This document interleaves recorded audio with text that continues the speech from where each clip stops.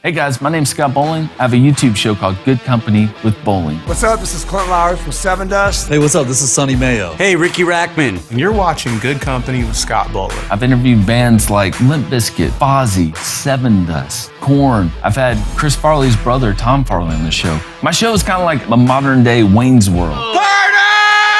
If you love a good interview, a good rock interview, or just any kind of interview, please, if you get a chance, check out my show, Good Company with Bowling.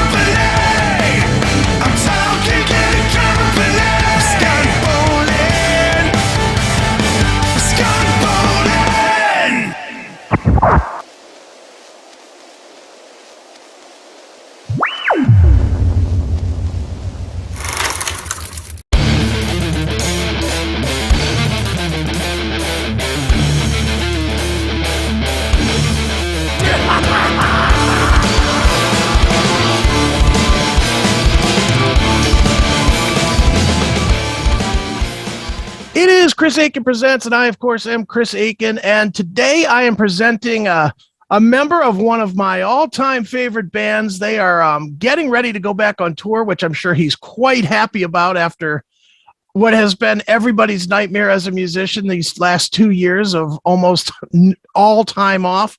But he's going back on the road, and he's doing it on the strength of a new single from the band. The band, of course, is Tesla. The new single is called Cold Blue Steel. And here to give us the cold blue answers about the Blue Steel is the one, the only, the guitarist of Tesla, Mr. Frank Hannon. Frankie, how are you, man? Hey, I'm great, Chris. Great to be on your show, man. Thanks for having me. Not only do you have me, but you have my buddy Patrick. There you go. The inspiration of all we're happy things. To be here today. Very cool, man. Well, dude. Obviously, man, Cold Blue Steel is out.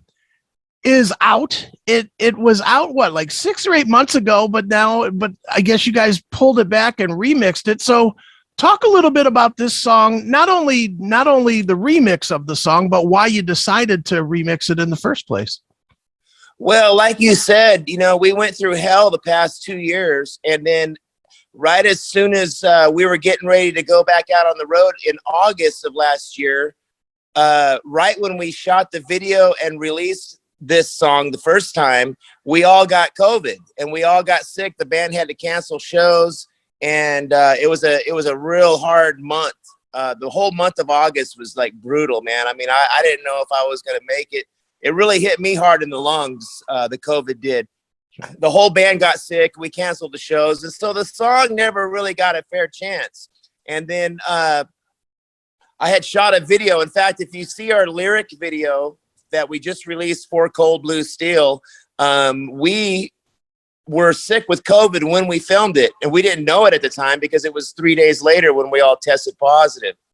So we went back out on tour and everything was cool. And, we did some dates with Leonard Skinner, which, by the way, the song Cold Blue Steel is influenced by Leonard Skinner's Saturday Night Special. Sure.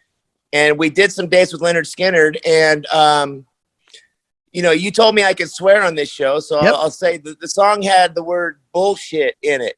Okay.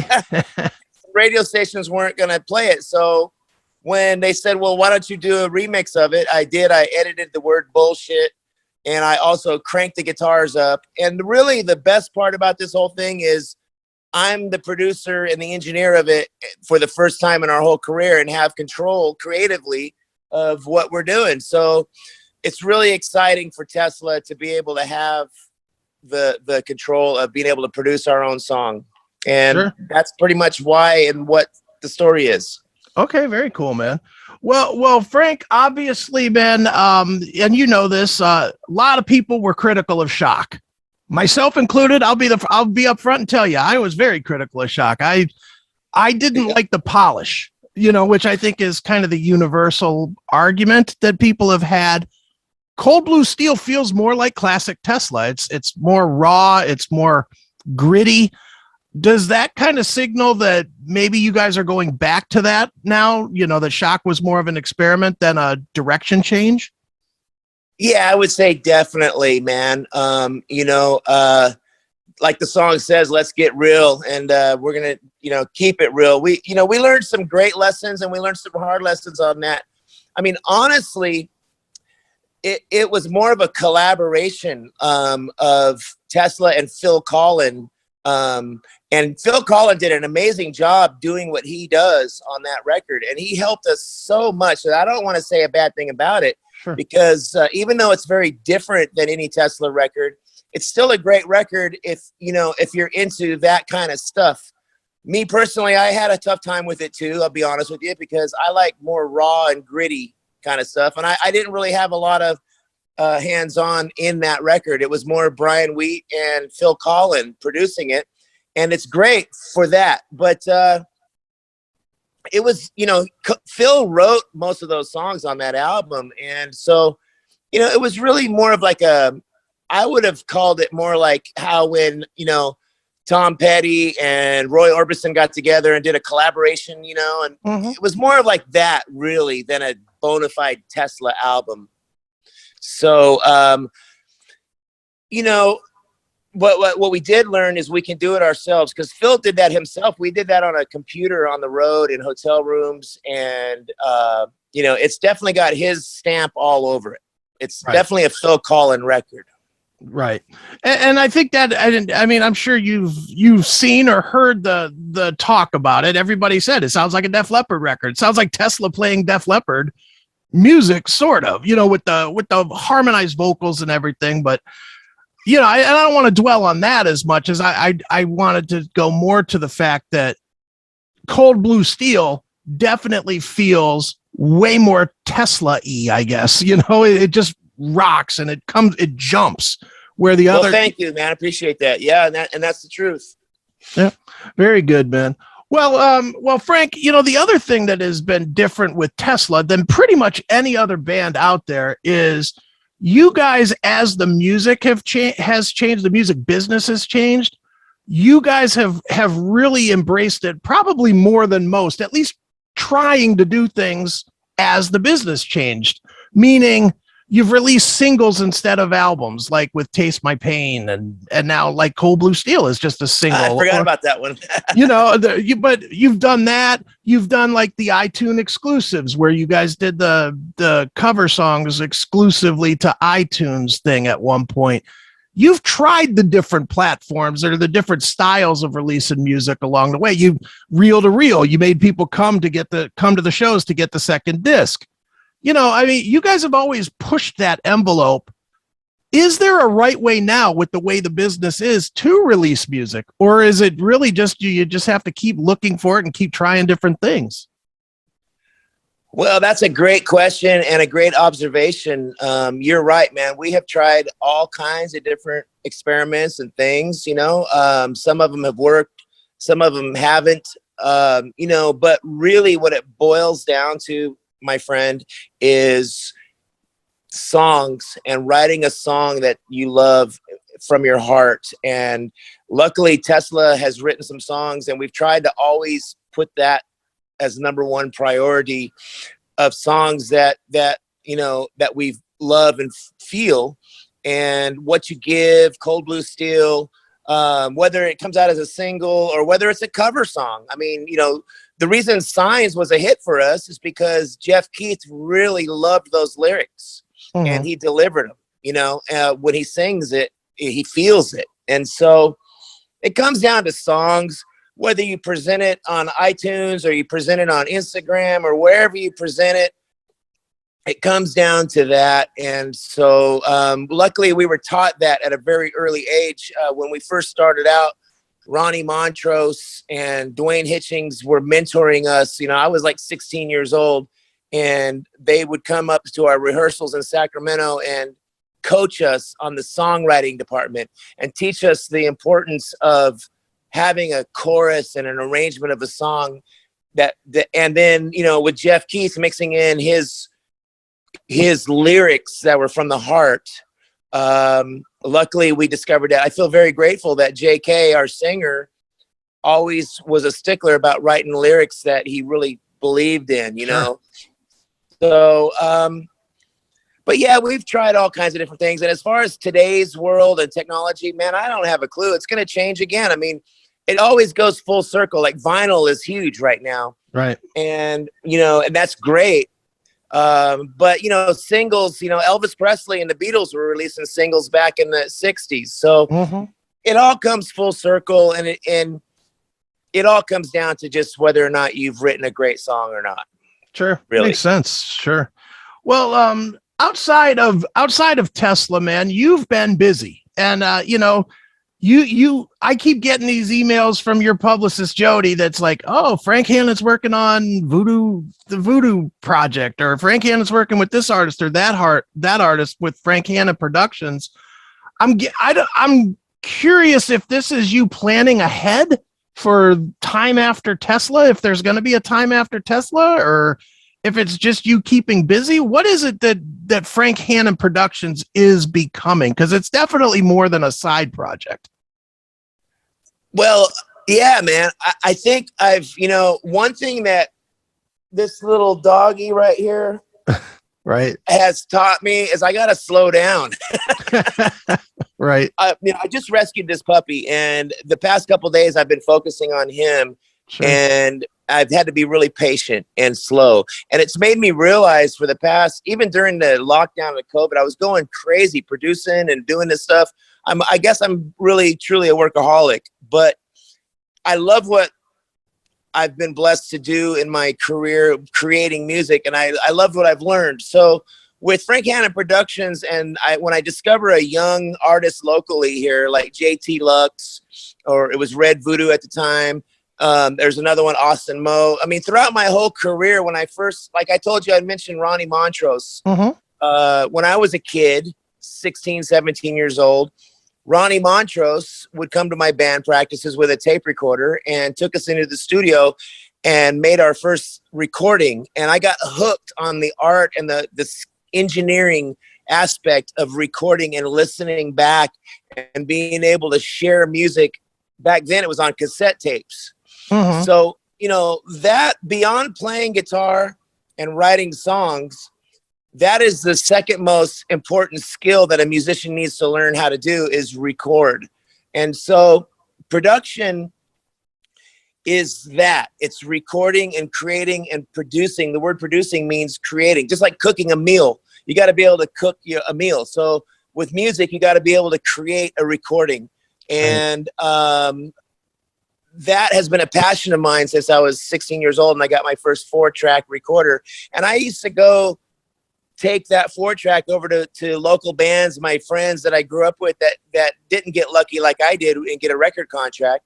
And I would try to help them get record contracts. Even back in the 80s, I would record them in their garage with my 4-track recorder. And it's always been a passion of mine. So that's basically what Frank Hannon Productions is passing on what I learned from Ronnie Montrose and producers that we worked with all through my career. Steve Thompson, Michael Barbiero. I've worked with Roy Thomas Baker on a project. I've worked with Jim Faraci, who produced Rat. You know, Max Norman I got to work with when I was younger. I've had a lot of different experiences, and so I got the bug for passing that on to these kids that are local here in my hometown. Sure. Now, you know, what is it that you hear when you hear somebody? Like, I'll use Austin as an example. We've had Austin here on the show, you know, I don't know, a year ago or whatever, when he first kind of came out. What is it that you hear? Do you hear something that you're like, that really makes you think, wow, this guy's got something? Or do you watch him and say, well, I could see where this guy could succeed by being on the road, or can grow by being on the road? What do you look for? Well, it's a combination of all of that you mentioned. And it's really just natural ability that just comes natural, where it's not pulling teeth to record them. So like, for example, Austin, when we record, you know, I hit the record button and he starts playing that guitar. It usually he sounds great right off the bat. Right. And with Red Voodoo, I mean, Dino opens his mouth and starts singing, and it's like, it's fun and easy, and it flows. JT Lux is the same way. Now JT is even a step above, where he's really unique and got a unique character in his voice and his songwriting. So I'm really excited about JT Lux. Currently, we're recording some new demos and songs for him now. That's my current. I did an album for him called Taken by Moonlight, and now we're working on his next album. But again, it comes down to the natural, just does it flow out of them. Like when I found Jeff Keith, Tesla's singer, and he joined our band, and he would come over and record at my house. I would just set the mic up, he'd start singing, and it just sounded great instantly. Right. You know, it's automatic, natural ability. And I guess it's kind of like in sports, you know, when a talent scout is looking for an athlete, does the guy throw the ball, and is he a natural? You know what I mean? Mm-hmm. It's that same kind of thing. So that's the fun of it, being a coach. When you're a coach and you see a kid who's got a natural ability, that's a lot of fun to work with that. It's like having a piece of clay, and you can help them mold it into a sculpture, you know, when you're working in the studio. Do you see a time where you're going to be comfortable only doing that? No. In fact, to be honest with you, I'm sick of doing it. Honestly, I've kind of, it's, you know, I'm ready to just get back to being with Tesla, and we have a 5-year plan now. Tesla's really planning on doing a lot more now. We're working on another new song that's going to come out after Cold Blue Steel, and you know, I'm the only thing I'm really excited about is JT Lux. He's moving to Nashville, and we're going to get him on your show, and you can talk to him. Absolutely, man. Well, dude, you're obviously getting ready to go out on tour, and you go on tour, what, Friday, I think, is the first date, I think. And yes, sir. And is it difficult? I mean, I know you guys have played some gigs, but this is like the first full tour in a while, I believe, right? Well, after we got COVID in August of last year, we went on a mini tour with Leonard Skinner. And we also did some dates on our own. This year, it's not necessarily a big tour as much as we're doing a lot of weekend dates. I just saw Syracuse State Fair just came in August. Okay. We're doing the M3 Festival. I know we got the Monsters of Rock cruise coming up. Right. So, you know, there's a lot of dates that are sporadic, but we're going to be real busy. And in the meantime, Jeff, Keith, and I are going to get together and finish this new song that we're working on, tentatively titled "It's Time to Rock." Nice. Well, man, I do have to ask you, because you specifically had the COVID bad, and I did too. I had it, was hospitalized, the whole thing. Wow. You know, I did my 8 days in the hospital trying to get back. Same story. It got in my lungs, got the pneumonia, the whole thing.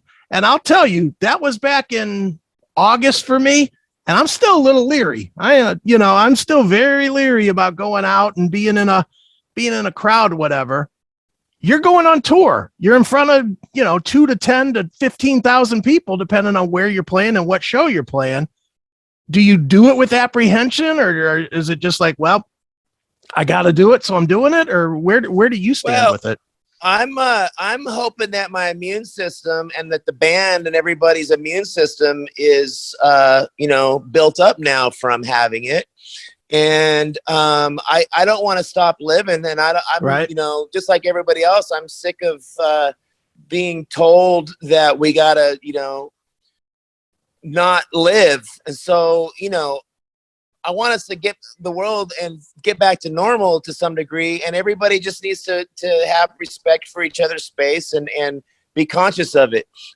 When we're on tour, we're definitely not having big after show parties and gatherings anymore. I mean, we definitely have to keep it under control now a lot more. And it's been an eye opener, man. Just like with any bad experience, you got to learn from it. And hopefully the world now is learning from COVID and has learned some lessons from it, and we can all get back to normal.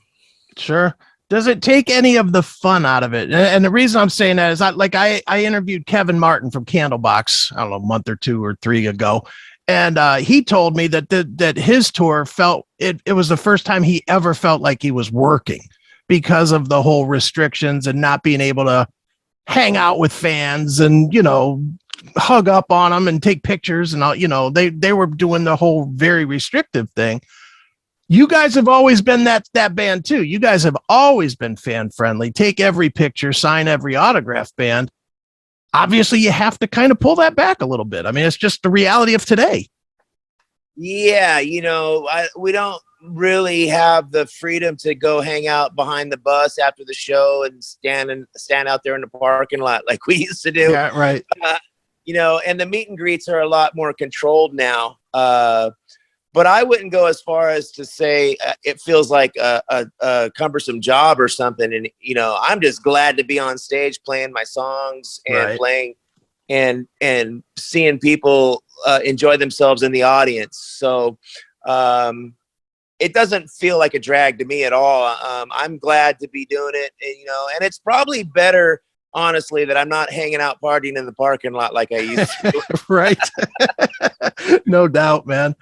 Well, Frank, you mentioned that there's a new song that you're working on right now. Where do things stand as far as a full album? Is that even still something you think about? Is it something you're working on, or where does that stand? Well, right now, after we did the Shock album and the way things are right now, we're only going to concentrate on one song at a time. I mean, we're pushing late 50s, mid 60s in our age. And the bottom line is there's no need to put the pressure on a deadline of you got to fabricate 10 songs by the 1st of June and force it. Mm-hmm. So we're not going to do that. We're going to just write songs as they come and as we feel them and put them out as singles right now. The whole idea of trying to cram an album for the sake of cramming an album doesn't appeal to us. Okay. Does that mean that once you get X number of songs that you will package it though as an album? Absolutely. Absolutely. Maybe a box set, maybe some kind of collection of some sort. We do have a lot of outtakes and some things that we're going to work on, but right now I'm just happy doing one song at a time. And, at the end of the year, if we were able to squeeze out 8 or 10 of them, then we'll put them all together. Excellent, man. Well, Frank, obviously, man, the tour starts once again this Friday, and the song Cold Blue Steel, it is out there pretty much anywhere that you listen to music these days. You can find it, YouTube, Spotify, blah, blah, blah. Where should we tell people to go to keep up with Tesla and tour dates and you and Frank Hannon Productions and all that stuff? Well, there's Frank Hannon Official is my Instagram, and Facebook is all linked to there. Frank Hannon Music. There's Tesla the Band .com. Tesla, the band, Instagram, all the basic stuff, it's all there. Perfect, man. Well, one more time, the song is Cold Blue Steel. It is Tesla. It is a kick-ass song, and you should definitely listen to it, 15 or 20 times. And Frank, thanks so much for joining me here on Chris Akin Presents. Chris Akin, I appreciate you, man, and thanks for rocking Cold Blue Steel. The radio remix has the guitars cranked up like they should be, raw and gritty.